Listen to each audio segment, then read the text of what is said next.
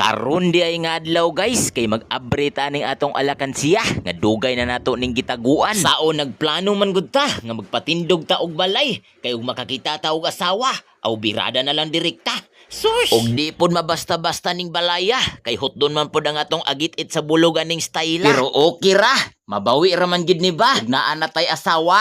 Mia. Sus! Bitaw guys, magseryoso na ta. Kaniday akong alakansiya. Perti na gid ning pakadugaya. Og karon pa gini siya naabrihan guys. Ila kay sulod ani. Napa man ni sila ing kauban. Pero unya na nato ni abrihan na atay laing gastuhan. Sus! Og ayaw ra ninyo tagda ang atong alakansiya nga wa na nahitsura. Saon? Wala pa manggutay kwarta atong panahon na. Unya taas kayo tagpangandoy.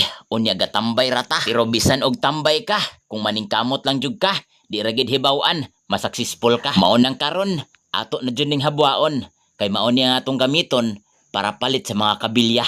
Kulera. Mao to, naaksyon kog kabalaka. Kay abi na ko gamay ra. Unya perti naman ni siyang dakua. Igo gid siguro ni ba? Ikapalit og asawa. Ay, materialis di ay sa balay. Anga oy. Wa na kita na mao ani ba? Grabe, wadyo ko gadahom ba? Nga dako day kay sudang akong alakansiya.